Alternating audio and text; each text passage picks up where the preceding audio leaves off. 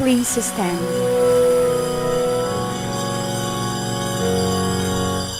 Forsake me not, O Lord, my God, be not far from me.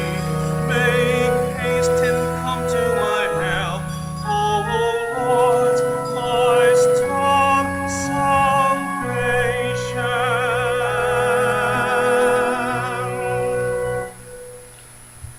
Good morning, my dear brothers and sisters, and welcome to the Minor Basilica of Our Lady of the Rosary of Manaoag.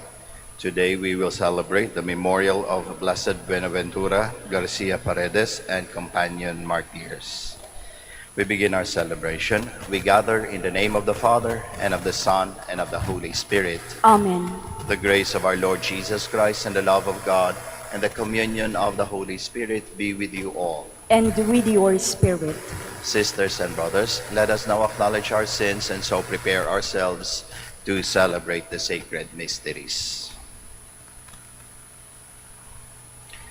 Together we say, I confess to Almighty God and to you, my brothers and sisters, that I have greatly sinned in my thoughts and in my words, in what I have done and in what I have failed to do, through my fault, through my most grievous fault. Therefore I ask Blessed Mary, ever Virgin, all the angels and saints, and you, my brothers and sisters, to pray for me to the Lord our God. May Almighty God have mercy on us, forgive us our sins, and bring us to everlasting life. Amen. Lord, have mercy. Lord, have mercy. Christ, have mercy. Christ, have mercy. Lord, have mercy. Lord, have mercy. Let us pray. Almighty and merciful God, you filled the hearts of peoples who did not know you with the knowledge of your only begotten Son through the preaching of your holy martyrs, Buenaventura and companions. Through their prayers, may you now confirm those same peoples in the faith. We ask this through our Lord Jesus Christ, your Son, who lives and reigns with you in the unity of the Holy Spirit, God, forever and ever. Amen. Please be seated. A reading from the letter of St. Paul to the Romans. Brothers and sisters, greet Prisca and Aquila, my co-workers in Christ Jesus, who risked their necks for my life, to whom not only I am grateful, but also all the churches of the Gentiles. Greet also the church at their house. Greet my beloved Ephenitus, who was the first fruits in Asia for Christ. Greet Mary, who has worked hard for you. Greet Andronicus and Junia, my relatives and fellow prisoners. They are prominent among the apostles, and they were in Christ before me. Greet Amplitus, my beloved in the Lord. Greet Urbanus, our co-worker in Christ, and my beloved Stachys. Greet one another with a holy kiss. All the churches of Christ greet you. I, Tertius, the writer of this letter, greet you in the Lord. Gaius, who is the host to me and to the whole church, greets you. Erastus, the city treasurer, and our brother Quartus greet you. Now to him who can strengthen you according to my gospel and the proclamation of Jesus Christ, according to the revelation of the mystery kept secret for long ages, but now manifested through the prophetic writings and according to the command of the eternal God, made known to all nations to bring about the obedience of faith to the only wise God, through Jesus Christ, be glory forever and ever. Amen. The word of the Lord. Thanks be to God. I will praise your name forever, Lord. I will praise your name forever, Lord. Every day will I bless you, and I will praise your name forever and ever. Great is the Lord and highly to be praised. His greatness is unsearchable.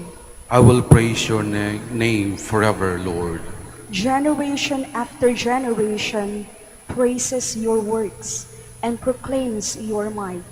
They speak of the splendor of your glorious majesty and tell of your wondrous works. I will praise your name forever, Lord. Let all your works give you thanks, O Lord, and let your faithful ones bless you. Let them discourse of the glory of your kingdom and speak of your might. I will praise your name forever, Lord. Please stand. Alleluia, alleluia, alleluia. Jesus Christ became poor, although he was rich, so that by his poverty you might become rich. Alleluia,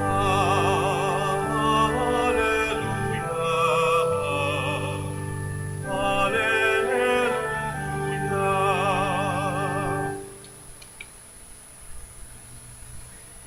The Lord be with you. And with your spirit. A reading from the Holy Gospel according to Luke. Glory to you, O Lord. Jesus said to his disciples, I tell you, make friends for yourselves with this honest wealth, so that when it fails, you will be welcomed into eternal dwellings. The person who is trustworthy in very small matters is also trustworthy in great ones. And the person who is dishonest in very small matters is also dishonest in great ones. If, therefore, you are not trustworthy with dishonest wealth, who will trust you with true wealth? If you are not trustworthy with what belongs to another, who will give you what is yours? No servant can serve two masters. He will either hate one and love the other, or be devoted to one and despise the other. You cannot serve God and Mammon. The Pharisees, who loved money, heard all these things and sneered at him. And he said to them, You justify yourselves in the sight of others, but God knows your hearts. For what is of human esteem is an abomination in the sight of God. Brothers and sisters, the Gospel of the Lord. Praise to you, Lord Jesus Christ. Please be seated. Magandang umaga po muli sa ating lahat. Money is the root of all evil. Yan po yan lagi nating naririnig, ano? Money is the root of all evil. Tama po ba pag sinabi na ganon? Money is the root of all evil? Yan. Sa mga nagsabing tama po yung money is the root of all evil, mali po tayo. Hindi po tama sabihing money is the root of all evil. Kasi kung tutuusin, practically kailangan natin ng pera. Hindi ba? Paano tayo mabubuhay kung walang pera? Paano tayo makakabili ng pagkain kung walang pera? Paano yung pag-aaral ng mga anak natin kung walang pera? Even ang ating simbahan, kailangan ng pera. Kaya nga meron tayong collection para mataguyod ang mga operations. Hindi ba? Kailangan ng pera.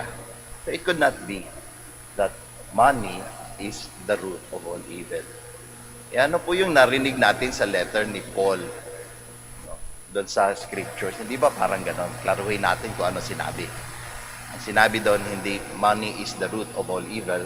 Rather, it said, the love of money is the root of all evil. Pagmamahal sa pera Ang pagmamahal sa kwarta is the root of all evil. Narinig natin yan, love of money, sa ebanghelyo natin sa araw na ito. The Pharisees who loved money heard all these things and sneered at Jesus. Kaya love of money is the root of all evil. Alam niyo po, naisip ko, every time we love, nagiging kamukha natin yung minamahal natin. Kaya tingnan niyo yung mga minamahal ninyo. Payag po ba kayong maging kamukha yan? Naalala ko po yung aking isang kaklase. Love na love niya yung pusa. Na kaya nung naging pare ay tawag namin sa kanya si Father Pusa. At some point parang nagiging pusa din yung kaklase ko na yon. Kasi nagmimiyaw-miyaw na din. Kaya nakakatuwa. Eh hindi ba kapag meron tayong gustong iniidolong tao, gustong artista, anong ginagawa natin? Di ba ginagaya natin? Gusto nating maging kamukha. Kaya nga kung ano yung pinopromote na produkto, eh, hindi yun din yung gagamitin natin. Ay, ito yung ginagamit na panlagay sa buhok ng aking minamahal na idolo. Ito din yung gagamitin ko kahit wala ka naman buhok. Eh, magaya lang, mapareho lang. Eh kasi mahal mo eh. Mahal mo eh. Kaya nga magiging kamukha mo yung minamahal mo.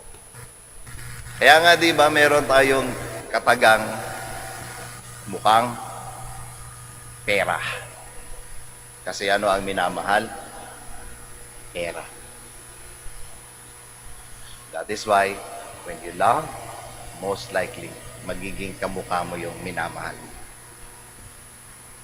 Kaya nga, looking at it at a theological perspective, pagdating sa pananampalataya natin, hindi ba ganun yung nangyari dahil sa pagmamahal? Dahil sa sobrang laki ng pagmamahal ng ating Panginoong Diyos sa atin, anong nangyari? Hindi ba naging kamukha natin? Hindi ba naging tao kagaya natin? Kasi sobrang mahal na mahal tayo ng Diyos. Kaya napakapalad natin, ano? Sa lahat ng creation, tayo naging kamukha ng Diyos. Ipinanganak ng Diyos kagaya ng tao, kagaya nating lahat.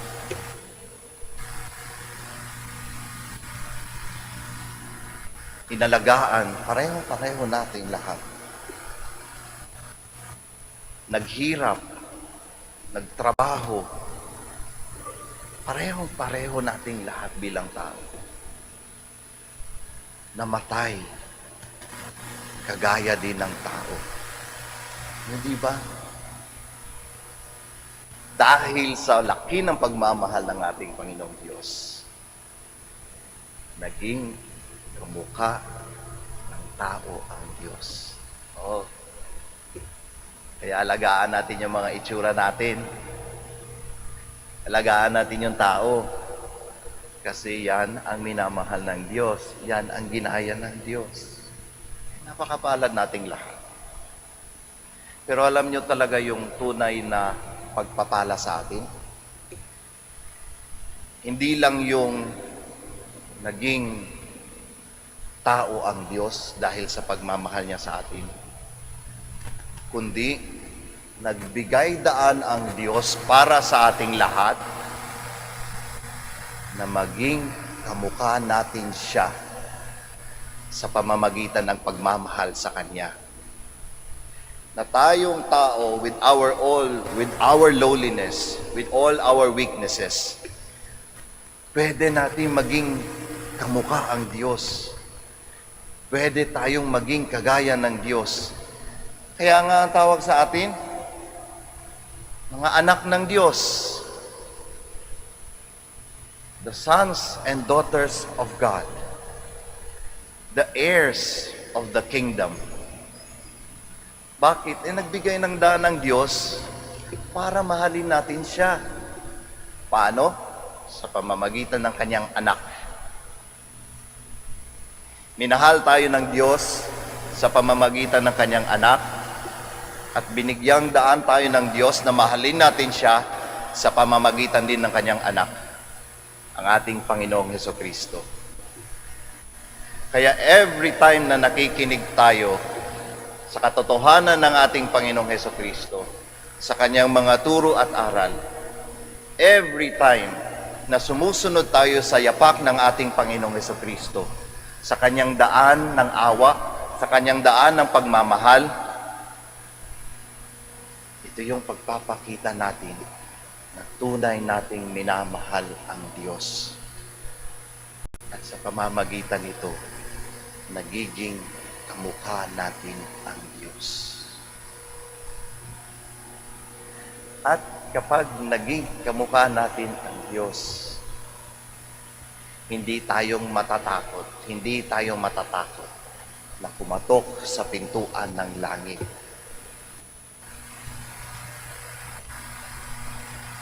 Kasi kapag kamukha natin ang Diyos at kumatok tayo sa pintuan ng langit, siguradong pagbubuksan tayo ng pintuan.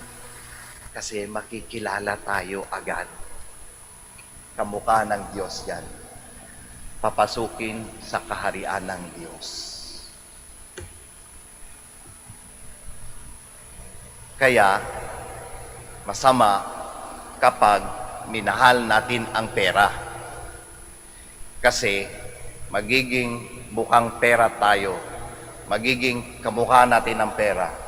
At kapag pumatok tayo sa langit na merong ganong mukha, siguradong hindi tayo makakapasok. Kasi hindi kaharian ng pera yon, kaharian ng Diyos. At ang makakapasok, ang merong mukha ng Diyos. Kaya nga, love of money is the root of all evil. Kasi ano ba yung pinakamasamang pwedeng mangyari sa ating lahat? Eh di ba, yung hindi tayo makapasok sa kaharian ng Diyos. That is the greatest evil that a person could experience. Now we know how to avoid it. That is to love the true and only God. Kaya sa araw na ito, magandang tanungin, mahal ba natin ang Diyos? Mahal ba natin ang Diyos? Kamukha ba natin ang Diyos? Every time na nakikita tayo, halimbawa ng mga asawa natin, sinong sinasabi nila? Sinasabi ba nilang nararamdaman nila ang banal sa atin? Sa mga anak na nandirito, every time na nakakasama tayo ng ating mga magulang, anong sinasabi ng mga magulang sa atin? Anghel ka talaga, anak. Sinasabi sa atin, demonyo ka talaga, anak, ang pasaway mo. Anong sinasabi sa atin? O sa mga katrabaho, o sa mga nakakasalamuha sa atin, nagiginhawaan ba sila kapag nakakasama tayo? O nanginginig sa takot? O kung tayo lang mag-isa at nananalamin, sino ang nakikita natin? Nakikita po ba natin ang Diyos sa ating mga sarili? Magsitayo po tayong lahat. God entrusts us with gifts to be used for His glory and the good of other people. We pray that we may become responsible for all these and be worthy of His trust. In every prayer, let our answer be, Lord, hear our prayer. Lord, hear our prayer, that as a church, we may be committed in our ministry to the poor. Let us pray to the Lord. Lord, hear our prayer. That government officials may be responsible and honest in the use of government resources. Let us pray to the Lord. Lord, hear our prayer. That we may overcome avarice by daily acts of generosity. Let us pray to the Lord. Lord, hear our prayer. That the poor and the sick may find support from concerned and kind-hearted citizens. Let us pray to the Lord. Lord, hear our prayer. That the dead may receive the eternal riches of heaven. Let us pray to the Lord. Lord, hear our prayer.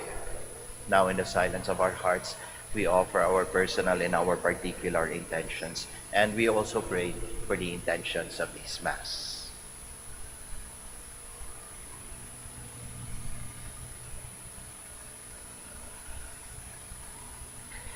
Heavenly Father, help us that we may not be carried away by the lure of money, but seek the real wealth of your kingdom. We ask this through Christ our Lord. Amen. Please be seated.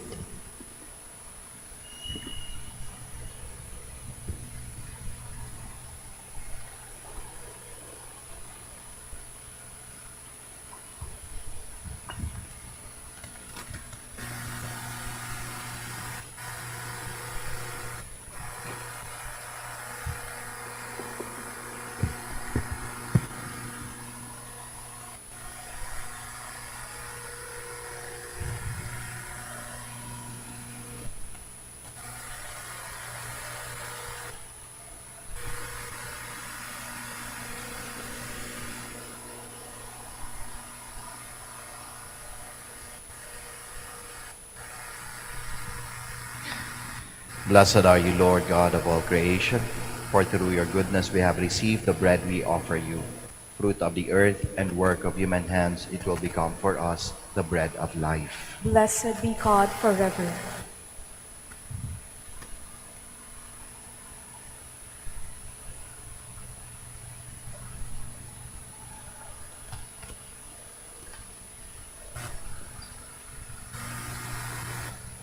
Blessed are you, Lord God of all creation, for through your goodness we have received the wine we offer you. Fruit of the vine and work of human hands, it will become our spiritual drink. Blessed be God forever.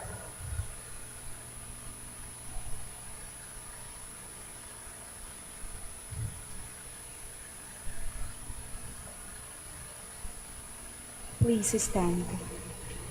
Pray, my dear friends, that your sacrifice and mine may be acceptable to God, the Almighty Father. May the Lord accept the sacrifice of your hands for the praise and glory of his name, for our good and the good of all his holy church. Lord, as we celebrate the Eucharist on this feast of your martyrs and our brother Buenaventura and companions, accept the gifts of bread and wine for your glory and our salvation. We ask this through Christ our Lord. Amen. The Lord be with you. And with your spirit. Lift up your hearts. We'll lift them up to the Lord. Let us give thanks to the Lord our God. It is right and just. It is truly right and just, our duty and our salvation, always and everywhere to give you thanks, Lord, Holy Father, Almighty and eternal God. For you are glorified when your saints are praised. Their very sufferings are but wonders of your might. In your mercy, you give ardor to their faith. To their endurance, you grant firm resolve. And in their struggle, the victory is yours through Christ our Lord. Therefore, all creatures of heaven and earth sing a new song in adoration. And we, with all the host of angels, cry out, and without end we acclaim. Holy, holy, holy Lord God of hosts, heaven and earth are full of your glory. Hosanna in the highest. Blessed is he who comes in the name of the Lord. Hosanna in the highest. Please kneel. You are indeed holy, O Lord, the fount of all holiness. Make holy, therefore, these gifts, we pray, by sending down your Spirit upon them like the dew fall, so that they may become for us the body and blood of our Lord Jesus Christ. At the time he was betrayed and entered willingly into his passion, he took bread, and giving thanks broke it, gave it to his disciples, saying, Take this, all of you, and eat of it, for this is my body, which will be given up for you.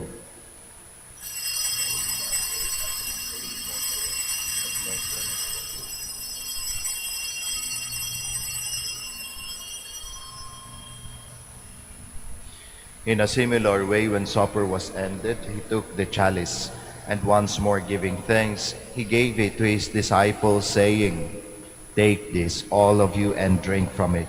For this is the chalice of my blood, the blood of the new and eternal covenant, which will be poured out for you and for many, for the forgiveness of sins. Do this in memory of me.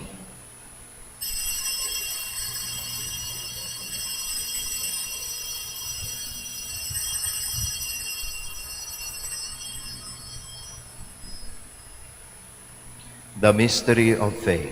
When we eat this bread and drink this cup, we proclaim your death, O Lord, until you come again. Therefore, as we celebrate the memorial of his death and resurrection, we offer you, Lord, the bread of life and the chalice of salvation, giving thanks that you have held us worthy to be in your presence and minister to you.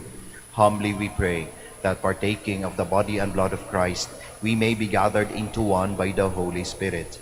Remember, Lord, your church spread throughout the world and bring her to the fullness of charity, together with Francis our Pope, Socrates our Bishop, Fidelis his Assistant Bishop, and all the clergy.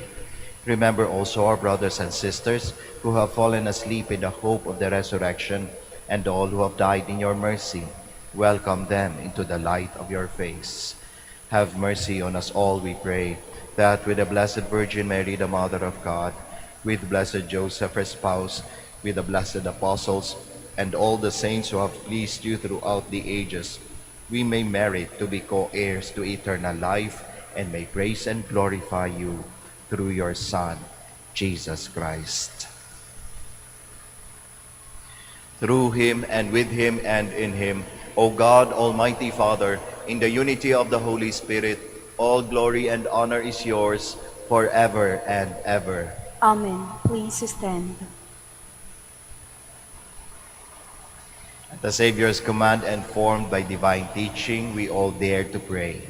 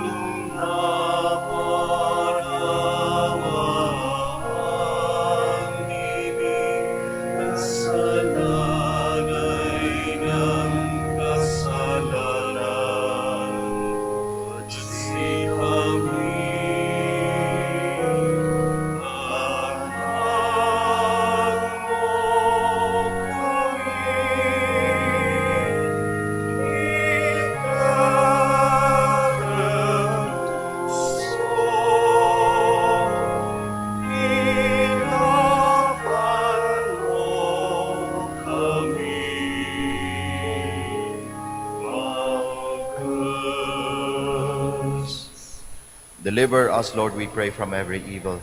Graciously grant peace in our days, that by the help of your mercy we may be always free from sin and safe from all distress, as we await the blessed hope and the coming of our Savior, Jesus Christ. For the kingdom, the power, and the glory are yours, now and forever. Lord Jesus Christ, who said to your apostles, "Peace I leave you, my peace I give you," look not on our sins, but on the faith of your church, and graciously grant her peace and unity in accordance with your will, who live and reign forever and ever. Amen. The peace of the Lord be with you always. And with your We spirit. now offer each other the sign of peace.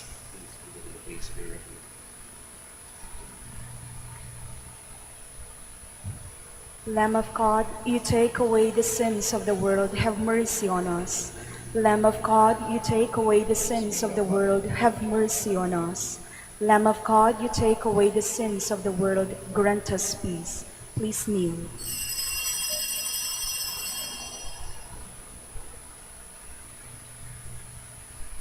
Behold Jesus, the Lamb of God, the Son of Mary. Behold him who takes away the sins of the world. Blessed are those called to the supper of the Lamb. Lord, Lord, I I am am not not worthy worthy that that you you should should enter enter under under my my roof, roof, but but only only say say the the word, word, and and my my soul soul shall shall be be healed. healed.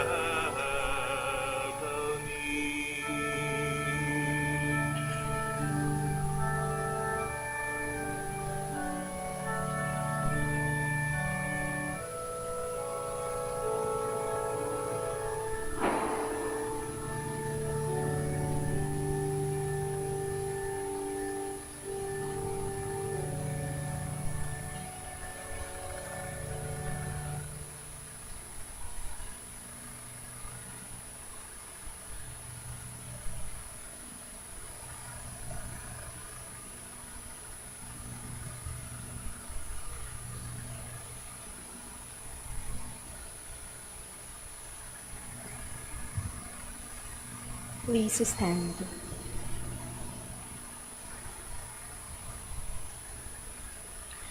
Let us pray. Lord, you nourish us at your holy table on the feast of our martyred brother Buenaventura and companions. As we have renewed the loving sacrifice of your Son, bring us to the unending peace of your kingdom.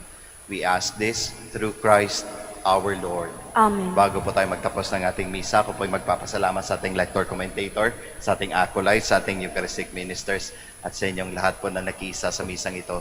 Maraming salamat. Ingat po tayo sa ating pag-uwi at nawabaunin niyo pong pagpapala ng ating Panginoong Diyos sa pamamagitan ng ating mahal na ina, ang Birhen ng Santo Rosario ng Manaoag. Muli po, maraming salamat. The Lord be with you, And with your spirit. and may Almighty God bless you all, the Father, the Son, and the Holy Spirit. Amen. The Mass is ended. We all go in peace. Thanks be to God. We shall now have the prayer for the blessing of the sick and the blessing of our rosaries and other religious articles. Our help is in the name of the Lord. Who made heaven and earth. Let us pray. God, our Almighty Father, by your blessing you give us strength and support in our frailty. Turn with kindness towards our brothers and sisters.